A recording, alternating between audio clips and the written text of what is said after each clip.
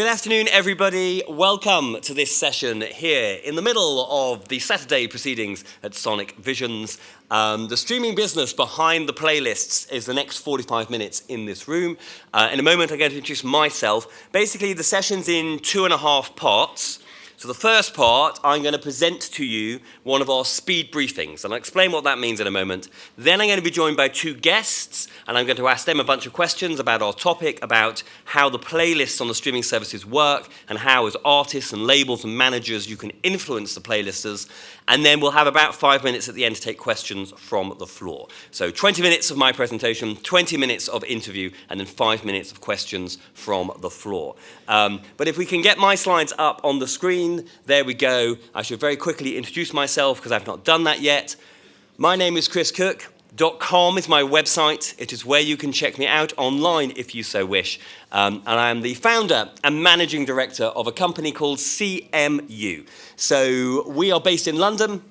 CMU stands for Complete Music Update, and we basically help people to navigate and understand the music business. And we do that in a wide assortment of ways. So we report on the music industry every day. We have a podcast called Setlist where we talk about key developments in the industry.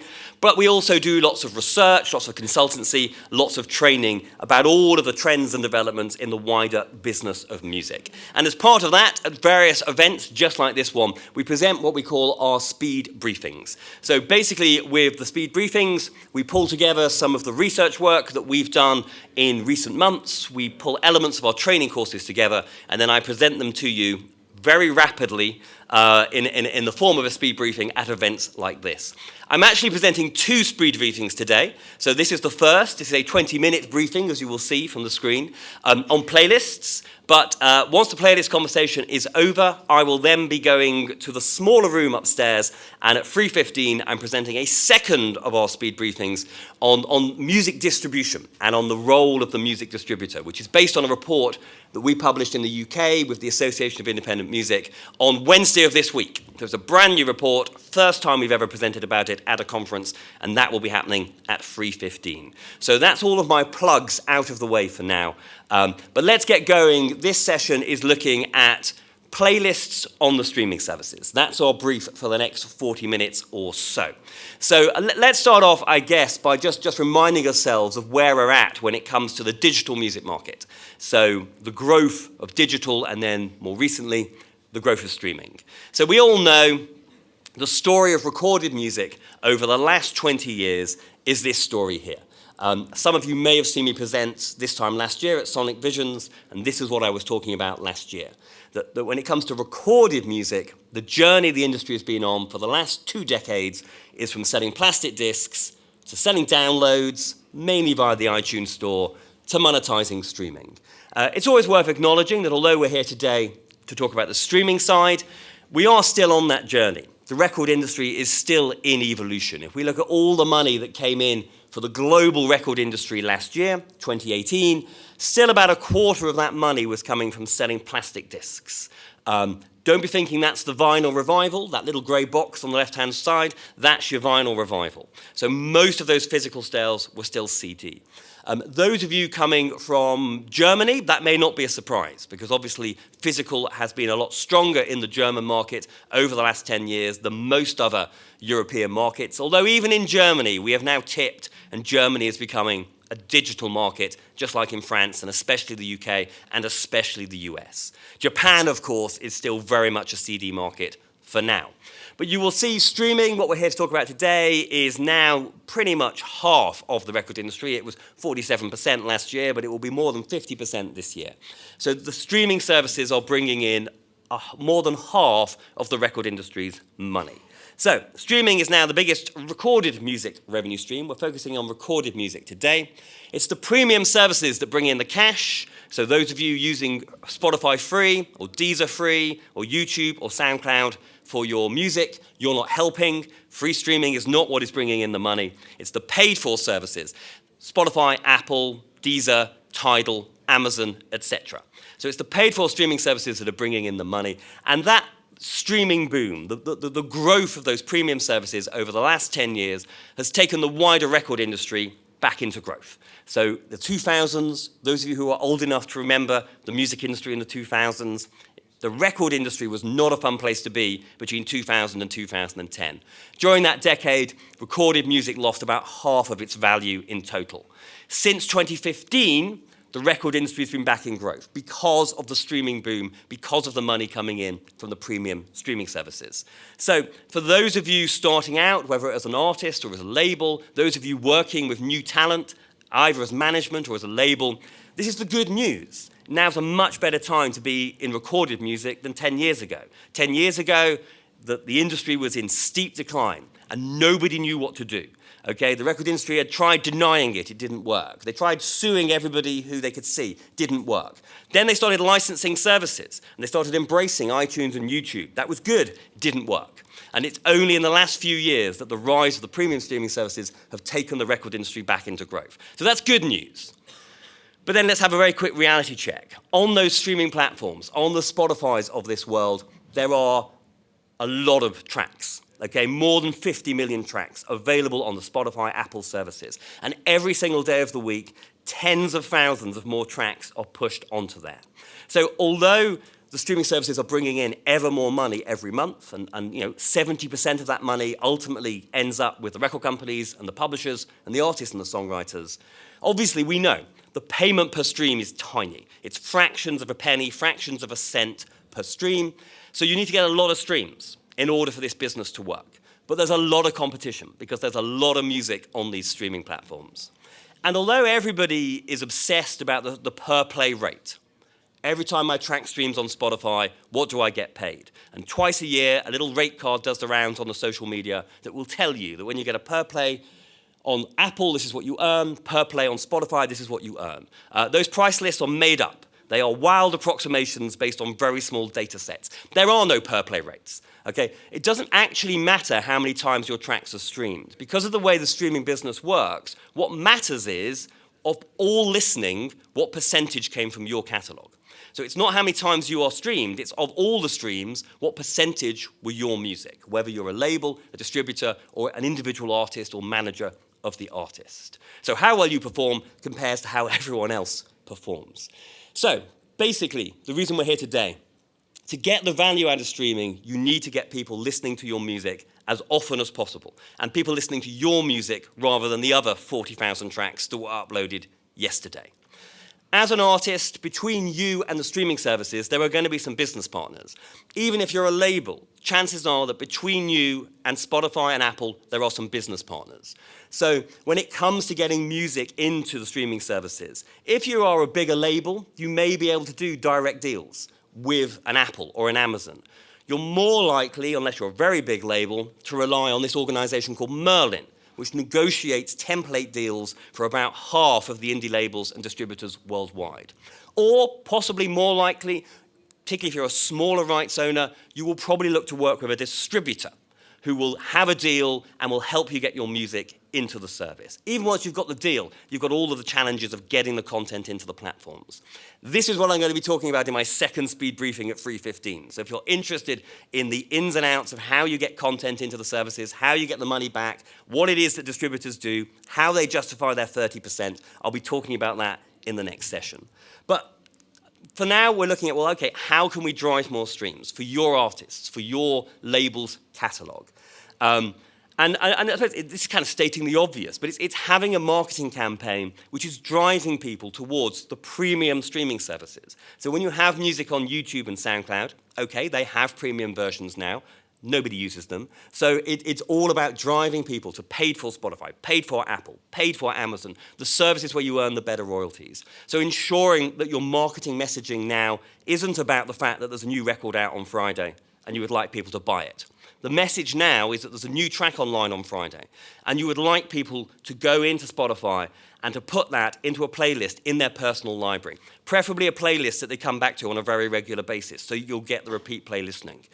That's very hard to put in a tweet or an Instagram caption. So it's all about what can you do with your marketing to get your music that's on the streaming services, particularly new music, but also catalog music, playing into the brains, the ears of the users so they keep listening to it, so you keep making money.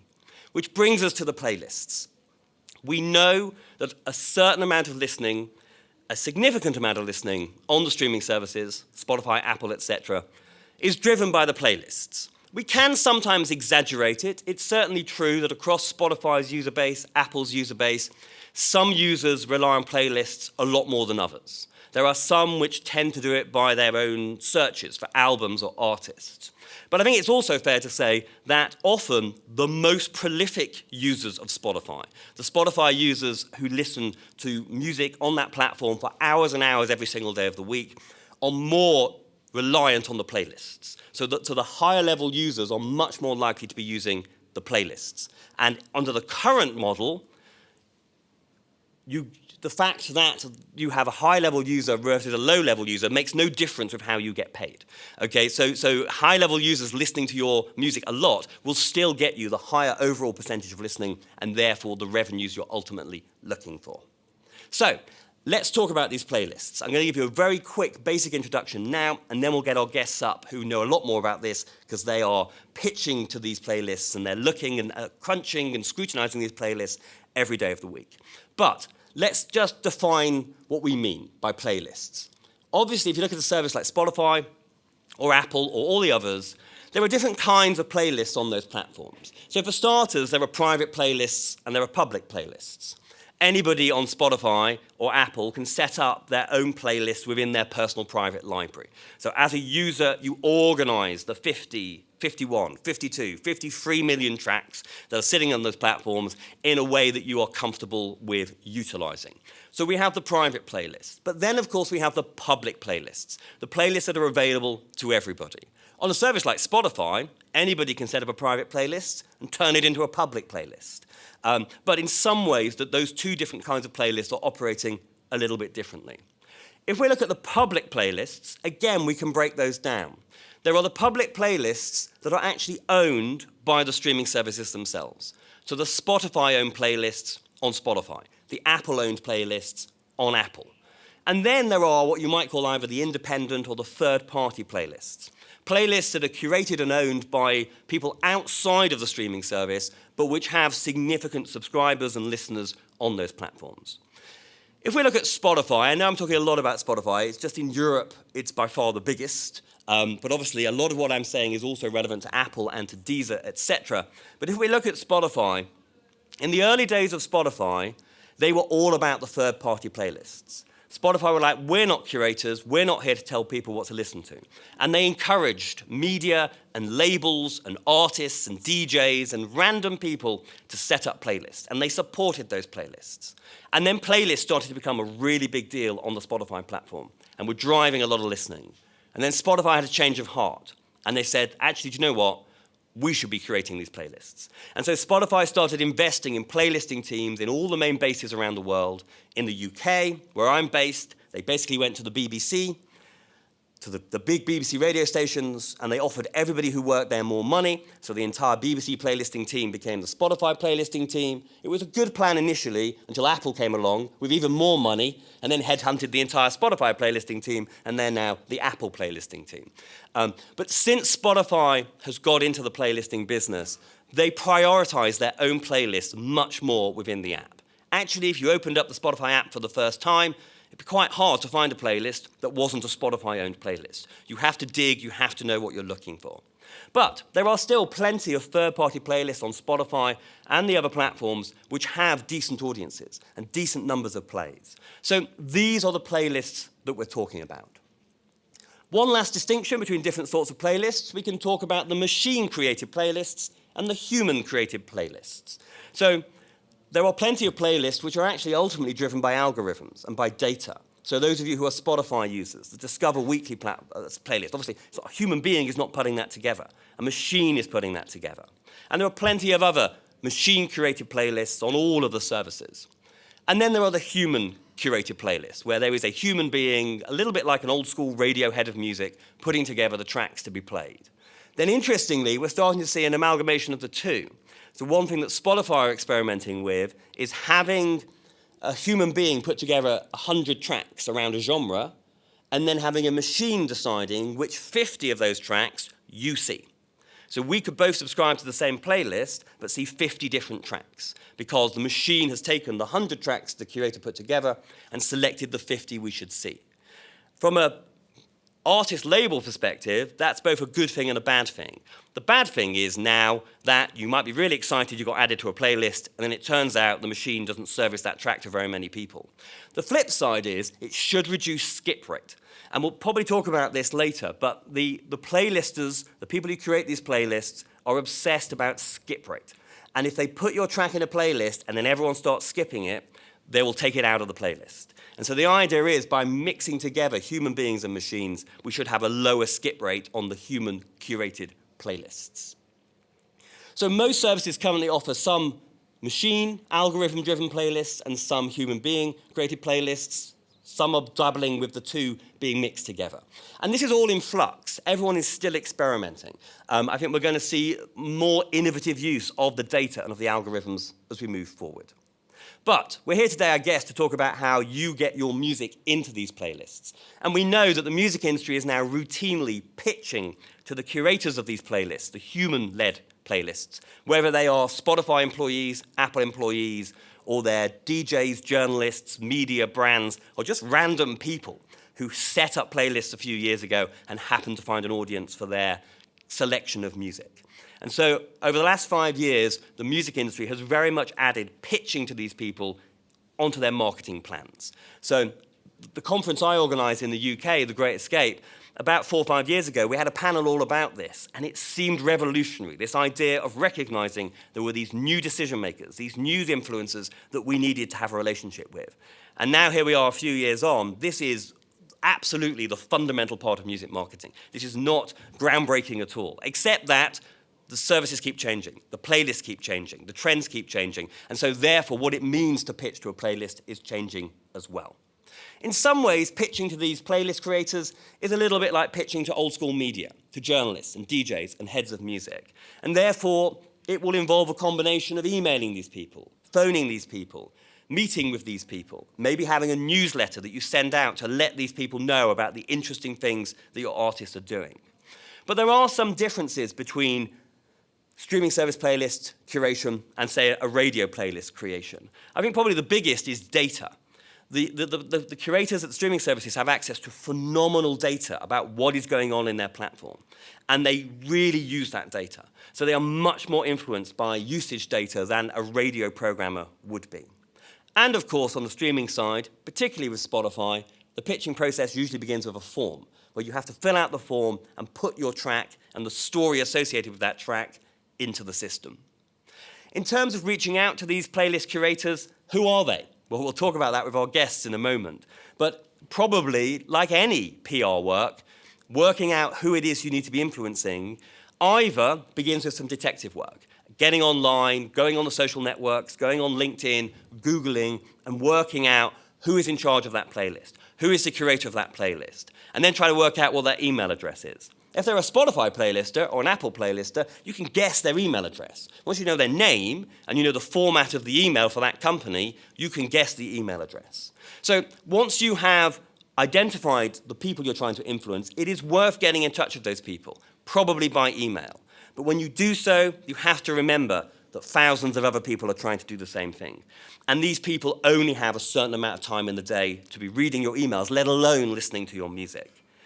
As with pitching to traditional media, it's all about getting the really tricky balance right between keeping things really concise, but making sure you say all the really important stuff that's likely to tick a box with the person at the other end. When we spoke to some playlisters about a year ago about what they liked from the pitches they received, these were streaming service-based playlisters, so Spotify, Apple, Deezer, etc. The 3 things that came out was that they like pitches to be super relevant to their playlist. So I do a metal playlist. Don't just send me any generic metal, okay? Really listen to my playlist. Can you hear your track on my playlist? Yes, okay, now pitch it to me. The track should be super timely or newsworthy. Now, for new music, in a way, the fact that your track's coming out on Friday is newsworthy. But what if you're pitching catalog? If you're pitching catalog music, you need to find a way to make the old track newsworthy again. They also said that they like to hear what else is happening. What is the artist doing? What is the label doing? What other activity is happening live or on the social media or in the traditional media? Also, and this is true of all PR, acknowledging the playlister's work, making sure that you are listening to their playlist and you communicate that fact in a non-stalkerish way. And partly this is pandering to ego. You know, all of us who curate for a living, we like people to say, I like what you're doing. But also, everyone's busy. People don't have time to listen to all the music they're serviced. If you can communicate that you definitely listen to that person's playlist, you understand that person's playlist, then the playlist will be like, okay, it's worth me listening to this track because the person on the other end has done the deal. Also, and the reason I'm saying this is it was one of the Apple UK playlisters who talked about this on social quite recently. When you're pitching to Apple playlisters, don't send them links to your music on Spotify, and vice versa. It may seem obvious, but one of the main Apple playlisters in the UK had to stress this on social to get people to do it. For DIY artists, beyond filling out those forms, it can be tricky. Even if you work out who to pitch to, it is true. Cold call pitching will never be as effective as if you already have a relationship with the people making the decisions. And I guess that's where the people who do this for a living have an advantage. If you're working with a label as an artist, who at the label has these relationships? What are they doing to build these relationships? If you are self-releasing, or indeed you are a label looking to have these relationships, there are now agencies out there who do playlist pitching. Maybe they're a radio plugging agency who have added playlist pitching, or they're a bespoke playlist pitching agency. There are some websites that say that if you fill out a form and pay them some money, they'll put your music in front of all the playlisters. Is that a good use of your money, or is it not? Also, many of the bigger distributors have invested a lot in what they would probably call B2B marketing, of which playlist pitching is part. So can your distributor help? And if they can, what is the best way to get most out of that relationship? And don't forget, playlisters are not just influenced by pitches. And when we spoke to the playlisters about a year ago, they were all really keen to say about this. They're monitoring the data, as I mentioned, but they're also watching the same TV shows and listening to the same radio shows and the same websites and podcasts that everyone else in the music industry is. They're going to the same gigs and festivals and showcase festivals. So all of your other marketing activity is probably influencing the playlisters without you realizing it. And I think it is true that you can obsess too much about the playlists. There are other really important things to be doing to build an audience for your artist. Playlist pitching is just one part of the music marketing mix, one part of the toolkit. Okay, yes, playlist pitching is important, but so is everything else that we would say is now part of music marketing, as is having great content and as is using the data that comes out the other end. And the last thing I'll say before I get my guests up is it's important to remember that the real challenge in streaming, to make money out of streaming, is what I call sustained listening.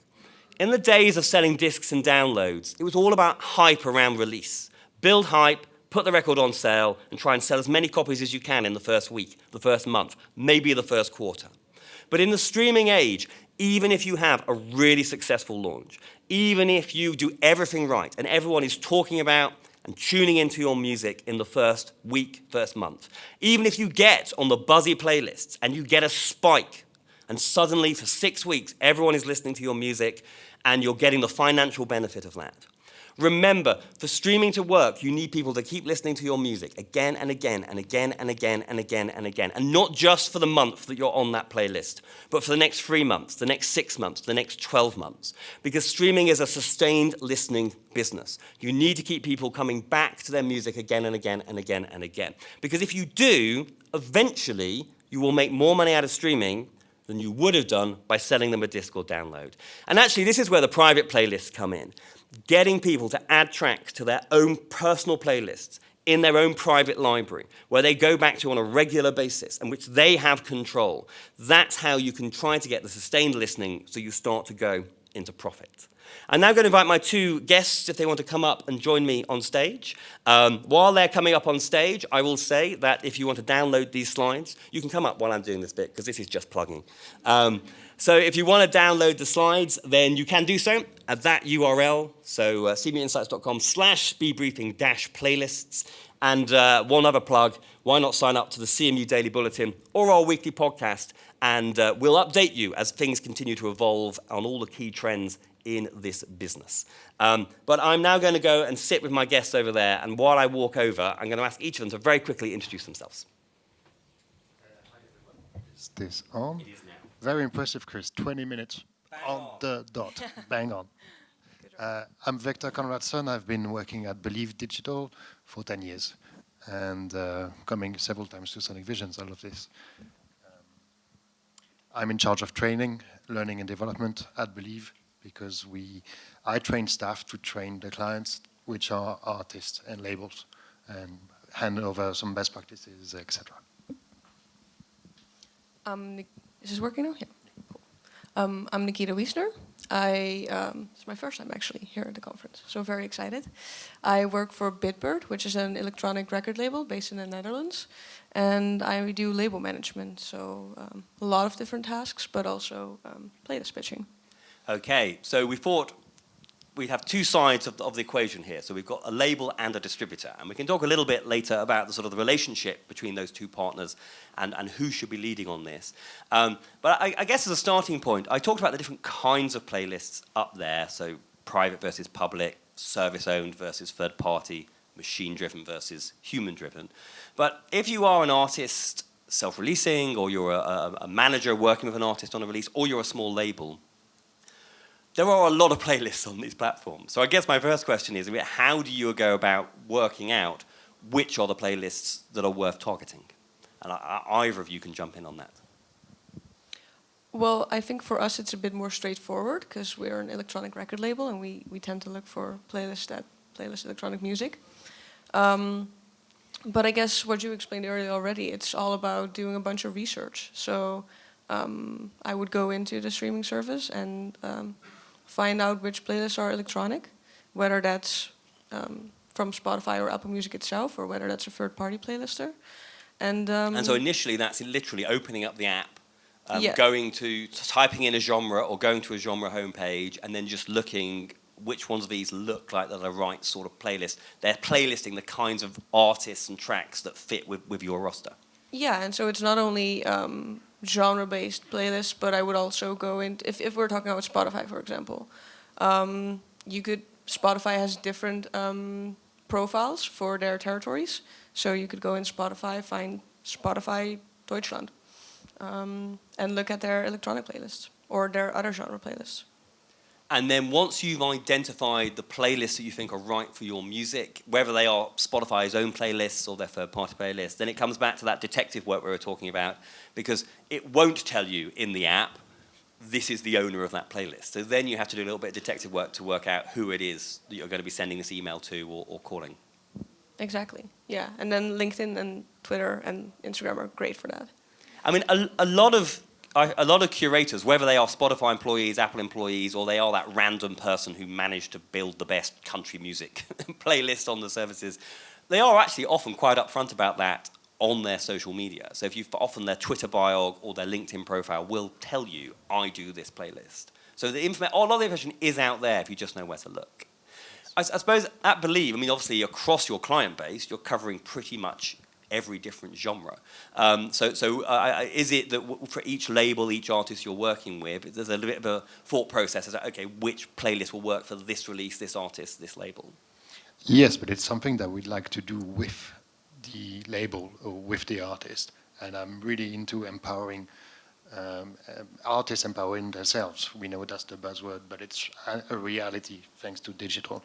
So by doing this kind of research, as you said, by the way, you can use some tools like Chartmetric, Sound Charts, Spotocast. Spot on track. Spot on track, exactly. Alternatives exist, and they come and go, so we can't name them all. Yeah, so I suppose those are data platforms. Yes. And they will bring you. Each one's slightly different. So they're bringing you lots of different data, often not just streaming data, but within the streaming bit, they may tell you, first of all, which playlists your tracks have randomly been added to without you even realizing, and then it's like, oh, well, we ought to work on that. And some of them might also give you some contact information. Is that what you're saying? Yes, exactly. Yeah. You can also check whether the playlists are actually worth pitching to, as in, do they have a good engagement, conversion, as in people actively listen to the songs and to the playlist, or some playlists have a big flashy number up there, but look behind the scene to whether actually that playlist was hot a long time ago and isn't anymore, or all those kind of things. That's the kind of research that you should do and talk about it with, if you're asking about Believe, with your Believe account manager. And that account manager has a knowledge of the genre as well, of the scene. If you are a label that have several artists on your roster, you can compare the different stats that you get using the Believe data that we push through the backstage and match that, crisscross that with other kinds of information publicly available and your Spotify for Artists profile and Apple Music for artists, profile as well. Yeah. I suppose, just to clarify the point you said there, so it's always important to remember there are different stats. And so there is how many subscribers a playlist has, but how many times has a playlist been listened to in the last month, quarter, year. Because there are some playlists that were set up in 2014, everybody signed up to them. They are still there, but no one listens to them anymore. So almost pitching to a playlist that has 100,000 subscribers, but no one listens to it, is not a good use of your time. Yes, and maybe some of those subscribers aren't really real persons, if you know what I mean. They may be, yes. There are machines that subscribe to playlists to heighten these stats. Yeah, and obviously that's something to be aware of. Is sometimes if you see a playlist that appears to have lots of subscribers, lots of listens, but then when you get stuff on there, you're not sort of seeing the benefit from that. It may be that that's behind the scenes. There's some sneaky stuff going on. Yeah, and I think that's a really important point that Victor just brought up, because the amount of followers on a playlist doesn't say anything about how good a playlist is and how well it's performing at all. And tools like a chart metric are super helpful because they give you like a listener follower rate, so you can see how well your track would actually perform if it's in there. And it's not just a platform that you can only use if you're a label or if you're a distributor. They actually also have quite cheap subscriptions for individuals. It's not free, I suppose we should say that. So it's not free, both Chartmetric and Soundchart, you have to pay for it. There are different levels. There's a free version. Yeah. Yes, to hook you in. Exactly. And it used to be better than it is now because they have they want to provide an incentive to go premium. Yeah. But to start out, it's still really useful. So yeah. And so while we're talking about that, in a moment we'll talk about what goes in the pitches, but while we're talking about data, it is also worth saying if you are an artist or a label working with a distributor, some of the distributors have also put a lot of effort into building their own platforms. So, so there is a certain amount you can be getting out of the Believe platform, for example. Yes, we do provide, for example, the retention on the audience, meaning how long people listen to the song on average. We also provide the streams per average listener, meaning how many times the listener has listened to your song. And it's in between 2 and 15. But numbers don't vary that much. If you see something really odd, like a really high streams per listener ratio, then you either got the hottest thing in town or somebody's been doing dodgy stuff. And I suppose, and this will be something I'm talking about at my 315 briefing, therefore when you're picking a distributor, that is one of the questions that you should be asking, which is, what does your platform look like? Can you demo me your platform? What data can I pull from that, which either I can't get from Spotify for Artists, or I want it to cross more platforms than Spotify, etc., etc. Yeah. Once we've identified these are the playlists that are relevant for this artist, this release, you've done your detective work, you've worked out who the person we should be emailing is. I mean, is it worth cold call emailing these people? Do you need to have an existing relationship first? And when you're getting in touch, however you're getting in touch, what is it that you're saying to these people?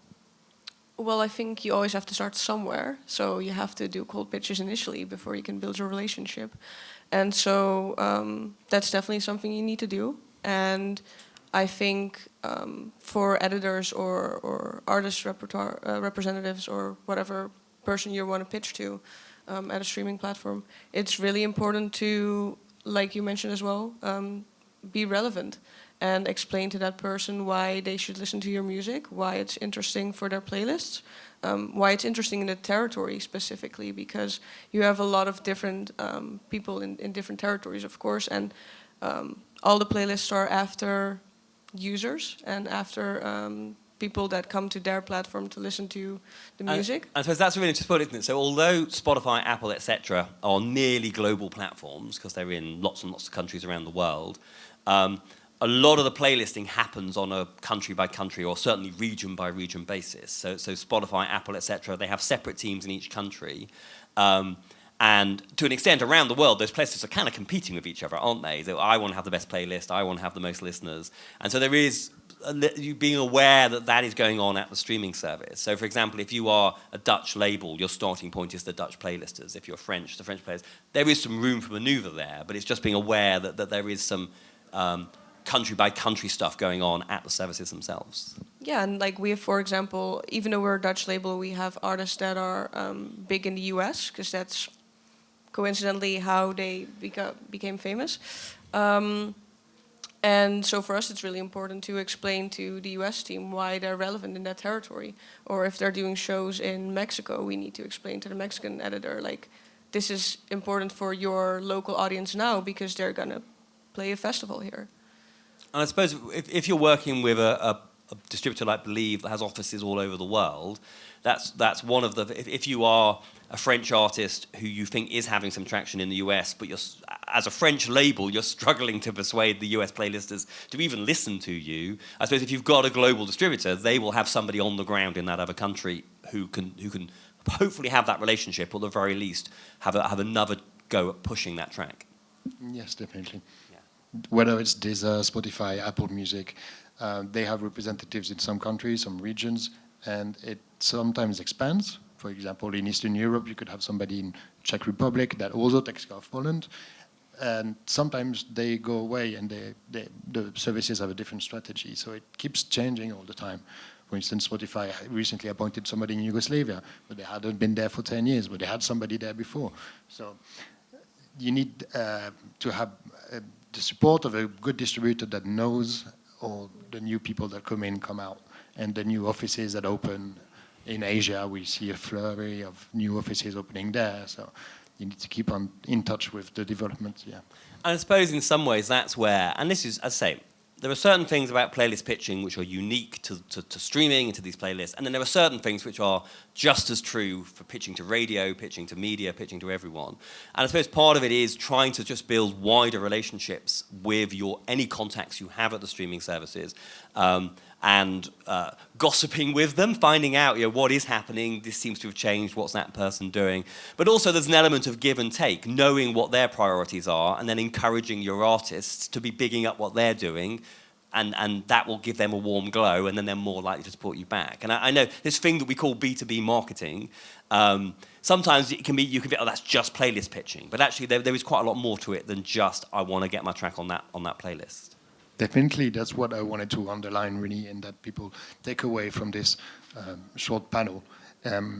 Talking about your music, your creativity is fundamental, of course, to say where you're coming from. But where you're coming from these days, as an artist, is also what you wear, what causes you associate yourself with, etc. Your lifestyle, basically. So, if, as an artist, say you're a rapper and you do a lot of skateboard, you want Deezer, Spotify, and third-party creators to understand that they will tap into the skateboard community if you tell your fans, while I do my skateboard, I listen to this playlist. And you can promise, as an artist, in exchange for support, I will promote Spotify playlist doing my skateboarding videos, or Deezer. It is a marketing partnership. Yeah, and to add to that, like playlists are of course very important in the sense that they generate revenue, and that's what you're after, of course, because you want to make a living out of your music.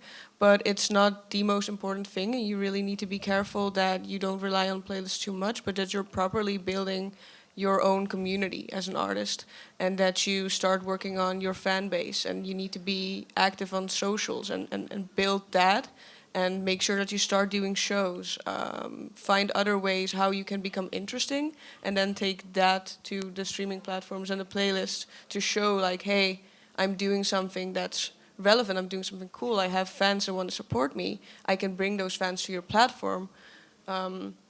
And that will help getting the playlist. And I think the first part of what you said there, that's incredibly important, isn't it? Even though we are the playlist panel at Sonic Visions this year, and there have been a lot of playlist panels at conferences in recent years, there is also being aware of the limitations of playlists in that they can deliver that short-term spike, which can be very good as part of a wider marketing campaign. It can have a tangible, several grand coming in on the back of that spike. But actually, for the long-term success of the artist, it's getting that repeat play listening I was talking about, and actually playlist placement doesn't necessarily deliver that in its own right.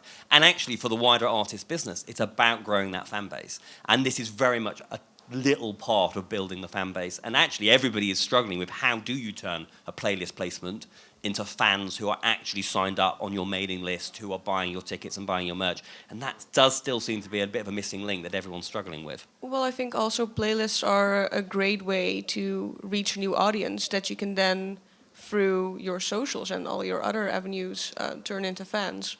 But crucially, you need to be doing stuff on the socials to make that happen. It isn't just going to happen by getting that top playlist placing. No. Yeah. Okay. Of course, you should be doing your own playlist and use that as a medium to convey your emotions, your favorite music, your influences, and keep people following and subscribing to your own playlist as an artist. Yeah, so as an artist, or indeed as a label, because either artist or labels, you could be setting that up. Yeah. Okay, we do have time for one, maybe two questions, depending how punchy these questions are. So are there any questions in the room? Has anyone got any questions to add? Look at that, we seem to have answered everything, hopefully. Hopefully that's what that means, not that everyone's fallen asleep. I have one more question then, and then we'll wrap up on this. I suppose if you're completely starting out cold, even before you've done the detective work, so you're starting to send these emails, we know that Spotify has its playlist pitching form, which artists can access through the Spotify for Artists platform, labels can access through Spotify for Analytics, I think they call it these days. And is it a good use of time? Let's say you're a complete DIY artist doing it on your own. We know the one thing DIY artists never have is enough time. But it is a good use of your time to be filling out that form whenever you've got a new track you're pushing. Spotify encourages artists to use Spotify for Artists. It's part of their PR strategy, we'd say, to get closer to the creative community. And as a reward, they encourage the use of this platform. And if you use it properly, as in you pitch for your own tracks several weeks in advance and fill in all the forms and provide good elements, then as a reward, they favor your track in the algorithmic playlist, Discover Weekly and Release Radar each week. Has anyone here ever filled out the pitching form on the Spotify platform? So a few people have. Obviously, it's as with all things form-based. Would we work out yesterday 500 characters for the main? They're very small little boxes. I mean, have you got any tips for what you should be putting in those boxes, what you should be ticking? Definitely. One thing I like to stress before getting into that, though, is, again, it's super important to build your own community and have your fans follow you on Spotify. Because what Victor was just explaining, that if you fill out the form, it will surface your music in Release Radar and in Discover Weekly. But only to your fans. So if fans subscribe to you on Spotify, they will get it in their Release Radar and their Discover Weekly. So, yeah, again, it's building about. So two stages there. Base. One is telling your fans, this is where you can follow me on Spotify, please do so. And then you fill out the Spotify playlist pitching tool, and in doing so, they join the dots, and it means that all those people now will get your track in their Release Radar. Exactly. Yeah. But for the pitch itself, I think it's just really important to explain again why you're relevant, tell your story. I think sharing a good story is always very helpful, and explain to the editors why your track fits in their playlists, or why you're relevant in a certain territory, and also some past achievements. Always good. And then if you're working with a distributor, I suppose there's an element of making sure you have a conversation with your distributor about who's filling out the form, because you could both fill out the form, but you were saying yesterday the system then has a bit of a clash and one deletes the other. Yes, there could be some overlaps and accidents can happen. Yeah. So if your distributor is willing to offer that service to you, make a decision, are they the best person to do it? And if so, just decide, we're doing it, you're doing it, and be really clear on that. Yeah. We are almost out of time, and the last thing I would say on that playlist pitching tool, about 2 months after they launched it, because they launched it last summer, didn't they? Well, some point last year. 2 months after they launched it, I interviewed the boss of Spotify, EMEA, so the whole of Europe, Middle East, Africa, etc., at Reeperbahn, and I said, are you genuinely telling, because we all know thousands and thousands of people are going to be filling out this form every single day of the week. Are you genuinely telling me that you're going to do something with every single pitch? And I thought his answer was interesting. His answer was, we are committing to read every form and not listen to the tracks. And I think that's the key thing, is in essence what that form is doing is convince the person at the other end that they should invest 3 minutes of their life to listening to your track. And it may seem like investing 3 minutes of your life, that's not a big ask, but it is when 40,000 tracks were uploaded yesterday. And there are only so many minutes in the day. So in essence, that is in essence what you're pitching. It's like, I'm giving you the information to persuade you to think it's a good use of your time to listen to the track. And the information is fed into the algorithms. Correct. Therefore, Spotify affirms, and the other alternatives as well, that the data will feed into the system, and there will be some filtering and triaging so the right people will hear the right pitch. And sometimes there's some slightly confusing tick boxes, but they're all there for some reason. Somebody at Spotify has decided that this weird bit of information is important. Anyway, our time is up, so don't forget, if you're interested in my slides, you can download them. If you're interested in the role of the music distributor, I'm going to be talking about that with our second speed briefing in the smaller room upstairs in about 15 minutes' time, so come up there if you're interested in that. Otherwise, there's another great panel happening here, so we're obviously in competition there. But thank you for listening. I hope that was useful, and maybe we have a very quick round of applause for my two guests. Thank you.